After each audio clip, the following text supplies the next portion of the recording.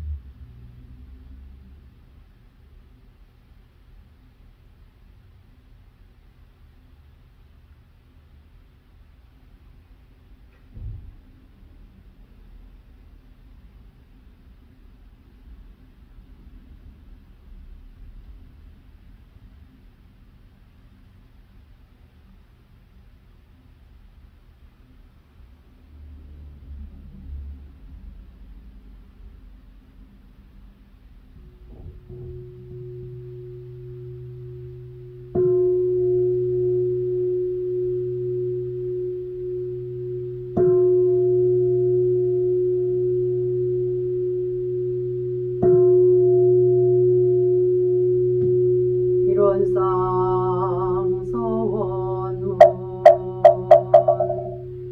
일원은 어여도단의 입정처이요 유무조르 생사문인가 천지부모동법법률의 권원이요 제불교사본부 중생의 성품으로 능이성 유상하고 능이성 무상하여 유상으로 보면 상주불멸로 여여자여라여 무량세계를 전개하여 무상으로 보면 우주의 성득의 공과 만물의 생로병사와 사생의 심신작용을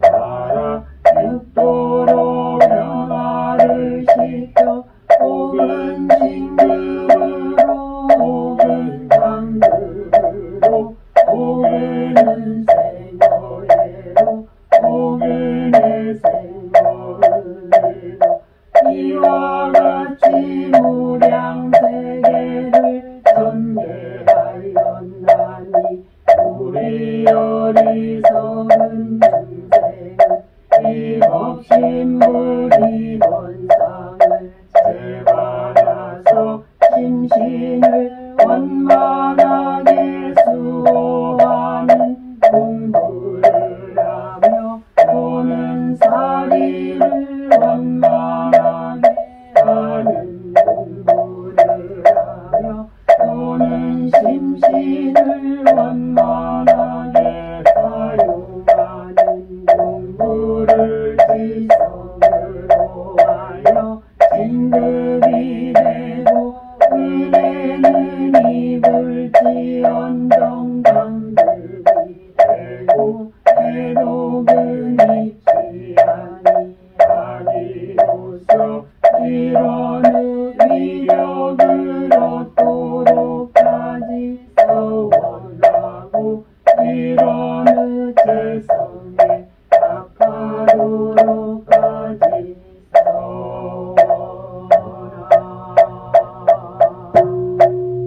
하냐와라 밀다신경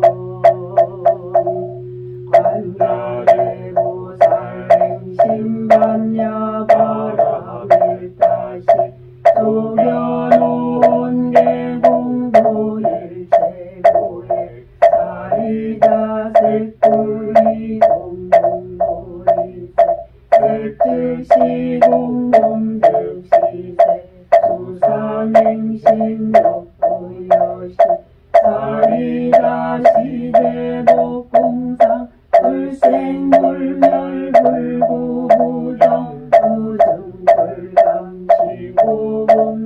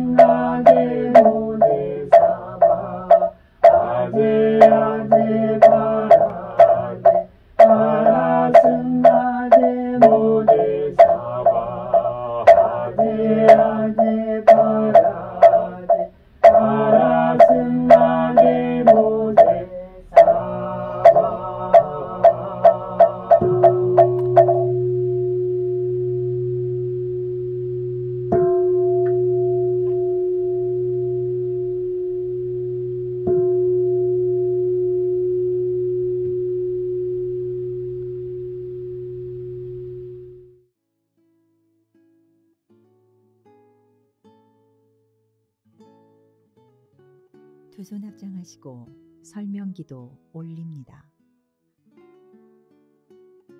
거룩하신 법신불 사원이시여, 지난 한 주 각자의 일터에서 본 봉공하다가 새로운 마음가짐으로 은혜로운 법회 시간 맞이하게 하시니 감사하옵나이다. 법신불 사원이시여, 이 예외에 함께하는 저희에게 특별한 광명과 힘을 내리시와 저희들로 하여금 신성의 근원이 더욱 깊어지옵고 회복의 몰로가 길이 열리게 하옵소서.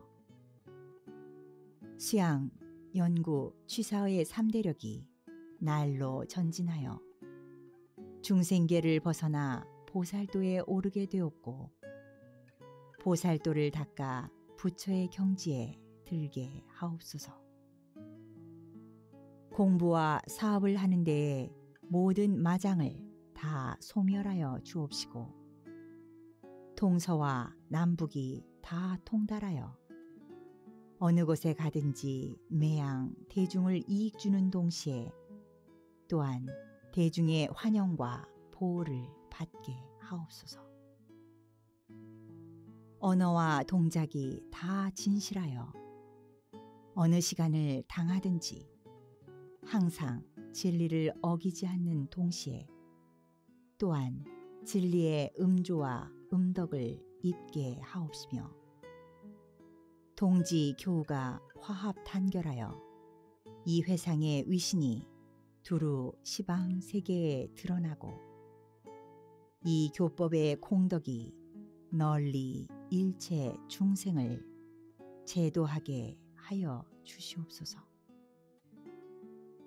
일심으로 비옵나이다.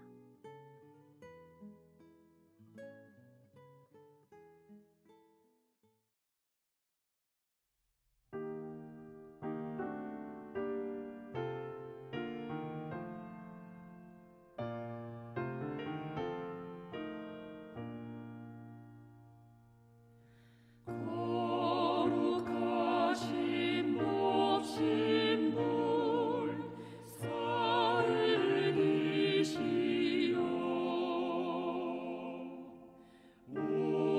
우리들의 소원을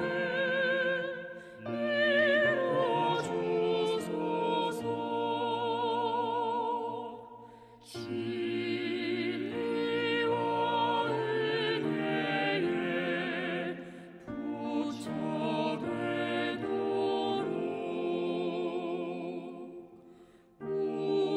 우리들의 소원을 이루어주소서.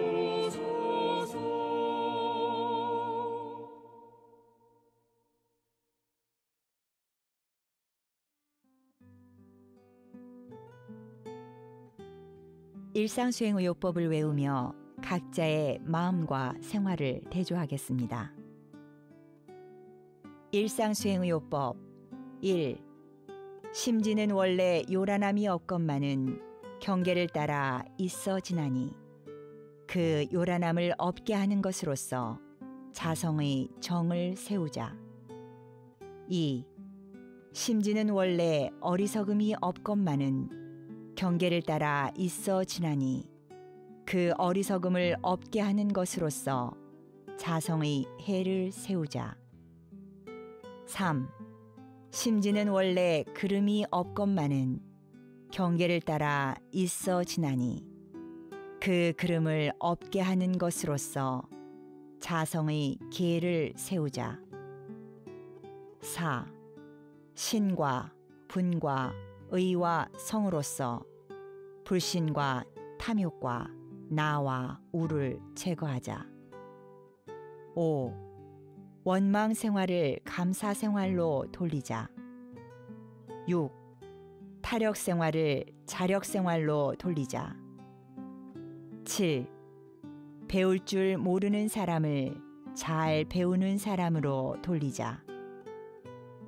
8. 가르칠 줄 모르는 사람을 잘 가르치는 사람으로 돌리자. 9. 공익심 없는 사람을 공익심 있는 사람으로 돌리자.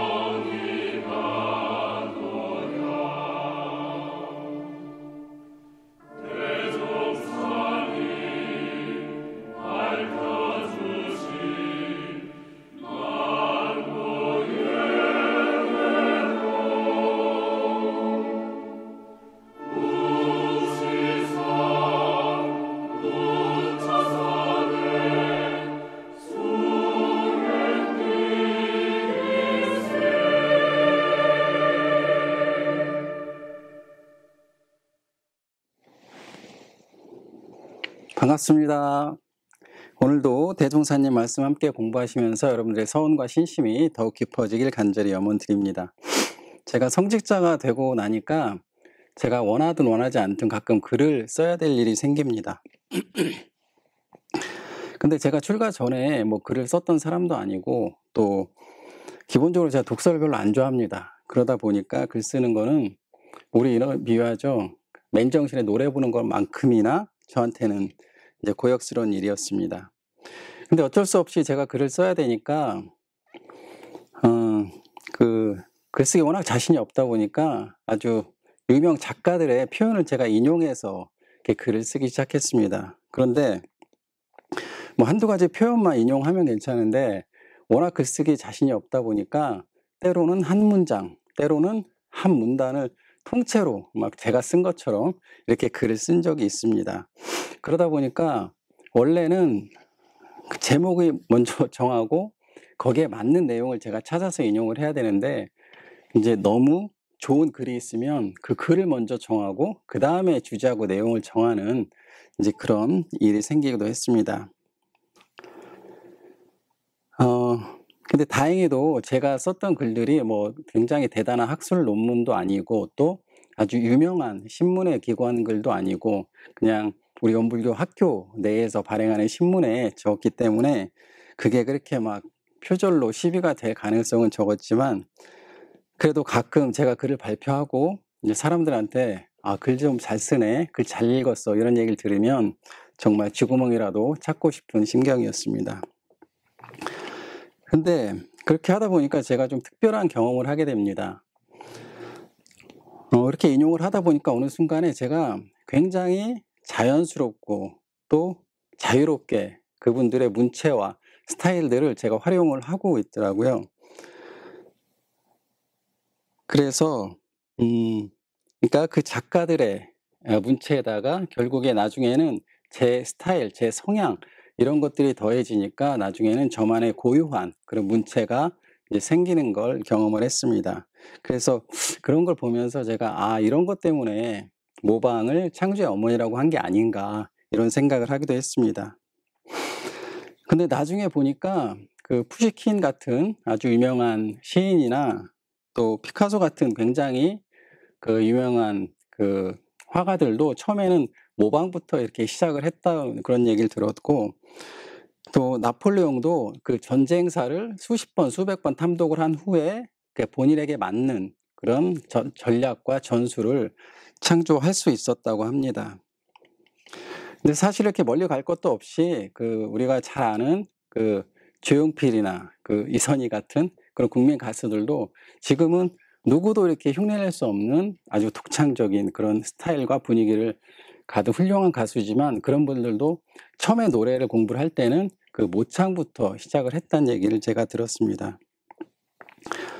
사실 100% 창조를 하는 것은 그 신만이 할 수 있는 거죠. 그러니까 우리 인간이 한다는 것은 엄밀히 말하면 그 재창조 내지는 어떤 기존의 것들을 연결시키는 정도가 아닌가. 그래서 이런 면에서 본다면 뭐 모방은 창조의 어머니라는 게 거의 틀리지 않은 게 아닌가 이런 생각을 합니다. 창조의 어머니라고 할 만큼 모방이 이렇게 중요한데 그러면 모방을 우리 마음 공부에 있어서 모방은 어떤 의미를 가질까? 여러분 삼장법사 들어보셨죠? 삼장법사는 뭐가 떠오르시나요? 보통 서육이나 아니면 그 소설의 이제 그 모태가 된 그 현장법사가 아마 떠오르실 겁니다. 그런데 삼장이라는 것은 원래 불교 경전을 얘기하죠. 경장, 율장, 논장. 그래서 삼장법사 그러면 그 불교 경전에 아주 능한 고승을 얘기를 하는데 조금 더 작게 얘기를 하면 그 삼장이 한 20권 정도 된다고 그래요. 한 8,000페이지 정도. 그 삼장을 100% 완벽하게 암송을 하는 사람을 삼장법사라고 한다고 합니다. 그래서 미얀마 같은 데서 매년 시험을 보는데 한 7, 8년에 한 명씩 합격을 한다고 해요. 그래서 동남아에서 한 10명 남짓 그런 삼장법사가 있다고 합니다. 근데 우리가 보통 생각하면 경전은 이해를 해야 되는 건데 이렇게 암송을 강조를 했을까? 이해와 암송이 어떤 관계가 있을까? 제 친구가 있는데 대학 친구가 어머니가 열반을 하셔서 그러니까 어머니가 이제 불자하셔갖고 절에 가서 제를 모셨습니다. 그러니까 독경을 많이 하잖아요. 그게 이제 뜻을 잘 모르니까 친구가 집에 와서 또 뜻을 찾아봤다고 해요. 아마 금강경을 찾아봤던 것 같은데 너무 어렵잖아요. 그러니까 그 친구가 저한테 아니 이렇게 뜻도 모르면서 할머니들이 독경을 하는 게 무슨 의미가 있겠냐 이런 얘기를 저한테 합니다. 그러면 뜻을 우리가 모르고 독경을 하는 게 이렇게 의미가 없을까? 그러면 왜 그 남방불교에서는 그렇게 암송을 강조하고 삼장법사라는 제도까지 둬서 시험을 보고 이렇게 할까? 최근에 그 서당식 수업이 각광을 받는다고 해요. 서당식 수업이 뭐죠? 어떻게 하는 거죠? 계속 읽는 거죠. 하늘천 따지. 계속 읽는 거잖아요. 그래서 어떤 사람이 아침에 서당 옆을 지나가는데 이제 글 읽는 소리가 들렸다고 그래요. 이걸 이제 제가 한국말로 좀 번역을 하면 아버지 가방에 들어가신다. 아버지 가방에 들어가신다. 이렇게 계속 읽는다는 거예요. 그 말은 뜻을 이해를 못하고 읽는 거잖아요.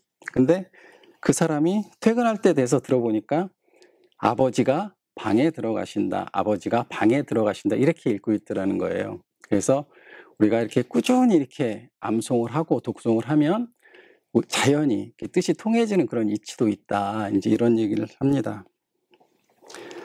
제가 출가를 하고 영산 원불교대학교 갔더니 정전 암송대회가 있어요. 암송대회가. 그래서 그게 뭐냐고 그랬더니 정전을 다 암송을 하는 거래요. 그래서 암송이라는 건 아시겠지만 토시 하나까지 다 외우는 거잖아요. 그래서 아니 초등학생도 아니고 경전을 이해를 하면 되지 무슨 100% 외우라고 시키나 이제 제가 좀 투덜거리면서 학교에서 하니까 외웠습니다. 그런데 이게 한 90%까지 외우는 건 좀 할만해요. 근데 그 마지막에 10% 정말 토시 하나까지 다 외우려면은 그만큼 그 이상의 또 노력을 해야 돼요. 근데 제가 그걸 해보고 또 특이한 경험을 좀 했습니다. 이게 경전을 90% 외웠을 때랑 100% 외웠을 때랑 제 머리에서 이해하는 정도나 또 내 가슴에 느껴지는 정도가 정말 확연히 달랐습니다. 그래서 그때도 이제 이런 걸 보면서 아 이래서 남방불교에 이렇게 경전 암송을 시키는 게 아닌가 이런 생각을 하기도 했습니다. 정산종사님께서는 그 주문의 뜻을 해석해달라는 제자들의 요청에 뭐라고 그러셨죠?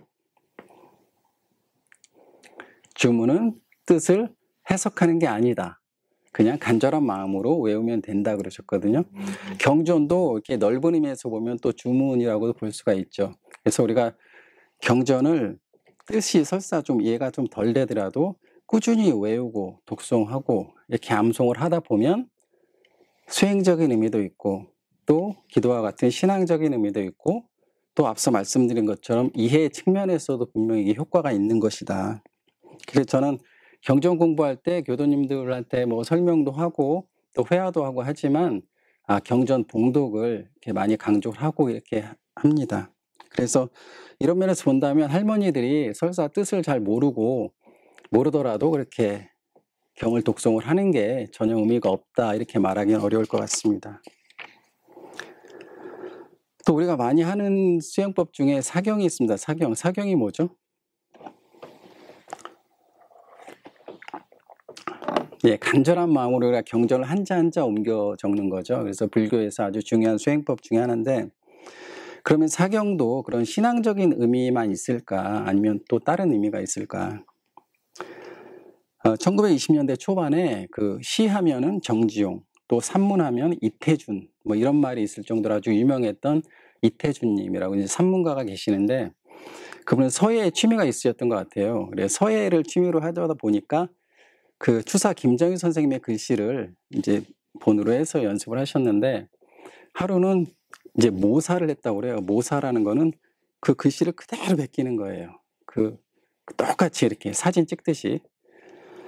그 모사를 해보고 나니까 자기가 이렇게 눈으로만 볼 때는 몰랐던 필력, 필의, 그러니까 그 작가가 어떤 뜻으로 이런 걸 그러니까 이 글씨를 썼는지가 정말 절절하게 느껴졌다고 합니다. 그러면 이거는 이제 우리가 예술 작품이니까 그렇다 치고 만약에 그냥 일반 글, 그 사람이 써놓은 글을 내가 필사를 해보면 어떨까? 저는 가끔 이제 다른 사람의 글을 교정을 볼 일이 좀 있습니다. 그래서 교정을 보게 되면 이제 프로가 쓴 거랑 아마추어가 쓴 거랑 차이가 많이 나죠. 그런데 얼마 전에는 아마추어가 이제 쓴 글인데 글이 너무 좋아요. 보니까 너무 완벽해서 야 이분은 작가를 해도 되겠다. 그래서 제가 그걸 좀 인용을 하려고 한 문단을 좀 필사를 해봤어요. 이렇게 필사를 해보니까 눈으로 볼 때는 그렇게 좋아 보였는데 그 막 어색한 단어 그리고 문장 호응이 일치하지 않고 문법이 틀리고 막 논리적으로 허술함 이런 게 다 드러나는 거예요. 그러니까는 서예뿐만 아니라 이런 글도 우리가 필사를 해보면 그 작가의 본의나 그런 의도 이런 것들이 훨씬 더 잘 느껴지는 것 같아요. 그러니까 이런 면에서 보면 사경도 그런 신앙적 의미 외에 이해 측면에서도 분명히 효과가 있다. 그래서 혹시라도 여러분들이 경전 봉독이나 사경을 조금 그게 뭐 무슨 효과가 있겠어? 이러시는 분들은 그 신앙적인 의미 외에 우리 이해 측면에서도 이게 분명히 의미가 있다. 이런 말씀을 좀 드립니다. 여러분들 농구 좋아하시나요? 저는 한국에서 농구 보는 걸 굉장히 좋아했습니다. 그래서 제가 그 필라 선악대학원으로 미국으로 공부를 한다고 간다고 하니까 제 동료들이 은철 교무는 농구 보려고 미국 간다. 이제 이런 농담을 할 정도로 농구를 좋아했습니다. 얼마 전에 TV에서 한 무명 중학교 농구팀을 국가대표 출신의 감독이 이제 가르쳐 지도를 해서 이렇게 막 실력을 향상시키는 그런 다큐멘터리를 제가 본 적이 있습니다. 근데 그 감독님은 국가대표 출신의 선수로도 굉장히 화려하게 이름을 날렸고 또 보통 유명한 선수가 감독으로서는 성공을 못한다고 그런 얘기가 있는데 그분은 감독으로서도 국가대표 감독도 하고 성공을 했습니다. 그러니까 실력도 있고 경험도 있고 얼마나 능력이 많겠어요. 그러니까는 그 중학생 선수들을 다 하나하나에 맞는 아주 효과적인 훈련법을 알려줘갖고 훈련을 시키고 또 시합을 나가면은 그 상대팀을 딱 보고 아주 상대팀에 맞는 그런 전술을 이제 작전을 짜서 좋은 성적을 거둬서 결국 그 대회에서 우승을 하게 됩니다. 그런데 만약 그 중학교 농구 선수들이 코치들의 그 감독님의 훈련법이나 작전을 판단할 아직 능력이 안 되잖아요. 근데 이해가 안 되니까 나는 못 따라하겠습니다. 이런 식으로 나오면 아마 그 대회에서 좋은 성적을 거두지는 못했을 겁니다. 요새 운동들 많이 하죠. 남자분들 헬스도 많이 하고. 그래서 만약에 운동을 하러 이제 헬스장에 가면은 그 지도하시는 분들이 뭐 철봉은 뭐 이렇게 해라, 뭐 팔굽혀펴기 이렇게 해라, 스쿼트는 어떻게 해라, 자세를 알려주잖아요. 그렇죠? 근데 그대로 따라하면은 몇 달 지나면 몸이 좋아지고 효과를 보죠. 그런데 나는 이해가 안 되면 안 받아들이겠다 그래갖고 왜 자세를 그렇게 해야 되느냐고 그걸 따져 묻기 시작하면 아마 엄청난 양의 시간과 에너지가 소모가 될 겁니다. 이렇게 좋은 몸을 만들기 위해서. 조금 더 구체적인 예를 하나 더 들어보면 한 초등학생이 예를 들어서 수영을 배우러 이제 갔다고 쳐요. 그러면 코치가 예를 들어서 자영을 할 때는 손을 45도로 뻗는 게 좋습니다. 이렇게 얘기를 할 거 아니에요. 그래서 그대로 하면은 몇 달 정도 하면은 기본적인 폼은 마스터 하잖아요.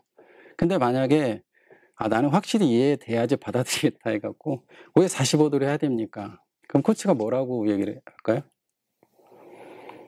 그러니까 본인이 이제 그렇게 해서 성공을 했으니까 내가 해보니까 괜찮더라 뭐 이 정도 할 거 아니에요. 그거 갖고는 안 됩니다. 저 정확하게 설명을 해주세요. 이러면 결국은 뭐 관성의 법칙이나 가속도의 법칙이나 뭐 작용 반작용 그런 물리학 법칙이나 뭐 부력, 뭐 연력학 이런 걸 다 얘기를 해야 되는데 그거를 얘기하는 것도 쉽지가 않겠지만 얘기한다고 학생이 알아들을까요? 그러니까 만약에 초등학생이 그런 식으로 하면은 한 10년은 걸려야지 자유형을 마스터할 수 있지 않을까. 우리가 보통 주입식 교육하고 토론식 교육에 대해서 비교를 많이 하죠. 그래서 한국은 주입식 교육을 하기 때문에 뭐 애들이 창의성이 없다. 미국은 토론식 교육을 하기 때문에 뭐 교육 효과가 좋다. 이런 얘기를 하는데 그러면 주입식 교육은 언제나 잘 틀리고 토론식 교육은 언제나 옳은 것일까? 예를 들어서 초등학교 3학년 학생들한테 바이든의 경제 부양책이 한국 주식 시장에 미치는 영향에 대해서 이제 수업을 하려고 해요. 그런데 이거를 야 우리 토론을 하자, 토론해봐 이러면 어떻게 될까요? 아마 한마디도 못하기가 쉽고 설사 얘기를 한다고 해도 뭐 엉뚱한 얘기들 많이 하겠죠. 그리고 이제 산으로 가겠죠 이게.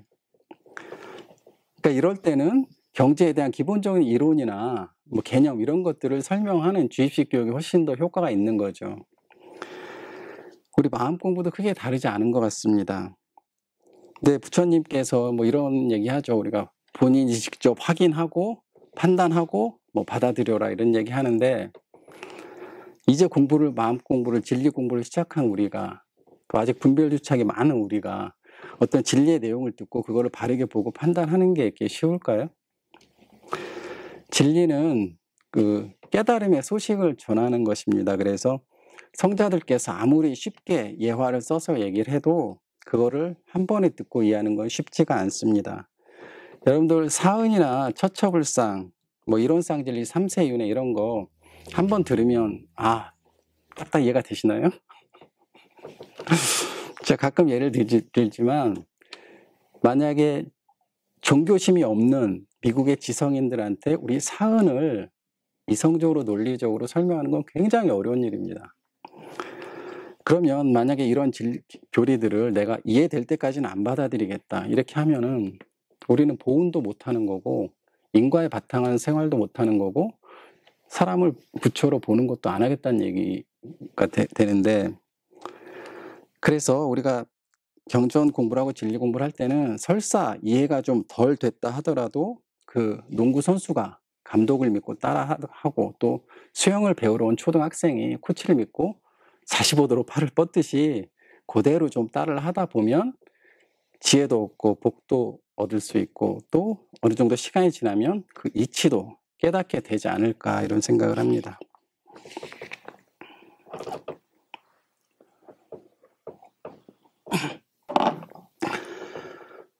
아주 뛰어난 불교 학자가 한 분 계세요. 뭐 박사 학위도 여러 개고 학문적으로 아주 훌륭하신 분인데 한 번은 원불교 예비교모들한테 오셔서 강의를 하셨어요. 뭐라고 했냐면 그 하늘 있잖아요. 천의 개념을 내가 이해하기 위해서 한 200여 권의 책을 받고 수십 년간 내가 연마를 해서 드디어 이제 결국 내가 천의 개념을 좀 잡았다. 그러니까 여러분들도 열심히 공부를 하세요. 이렇게 얘기를 하시더라고요.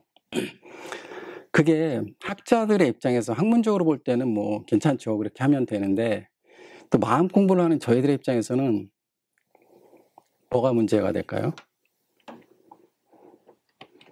네. 첫째는 우리는 그만한 시간이 없습니다. 여러분들 정전, 대종경도 한 페이지도 안 읽고 지나가는 날 많잖아요. 우리가 어떻게 천의 개념을 알기 위해서 책 200권을 봅니까? 그래서 설사 이제 은퇴를 해서 시간이 좀 남아요. 시간이 좀 남았다고 해도 저같이 머리가 보통인 사람은 200권을 다 소화를 못합니다. 그 중에 쉬운 거 서너 권은 저도 읽겠죠. 그런데 그런 책의 내용이 그렇게 쉬울 리가 없잖아요. 그렇게 복잡한 걸 200권을 시간을 저 같은 경우 많이 줘도 제가 다 그 소화를 할 수가 없습니다. 근데 가장 큰 문제는 뭐냐면 설사 시간이 있고 머리가 좋아서 200권을 다 읽었다고 칠 때 그러면 그렇게 해서 정립한 하늘의 개념이 과연 진리적으로 얼마나 가까울까. 아마 세상에는 그 하늘에 대해서 연구를 한 철학자나 뭐 이런 학자들 엄청 많을 거예요. 세계적인 학자들이. 그러면 그 사람들은 책을 수백 권씩 읽어서 정립을 했으면 그 동일한 견해를 가질까, 그 사람들은. 아마 모르긴 몰라도 서로 내 의견이 옳다고 아마 주장을 하지 않을까. 그래서 저희같이 마음 공부를 하는 입장에서는 이런 개념을 잡을 때 정전, 대종경, 법어에 있는 스승들의 말씀을 갖고 우리가 개념을 이렇게 잡아가는 게 필요할 것 같다.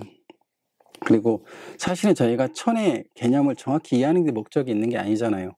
그걸 이해하고 천지의 도를 실행하고 천지의 보훈하자는 게 우리의 목적이기 때문에 우리는 거기에 좀 더 포커스를 둬야 되지 않을까.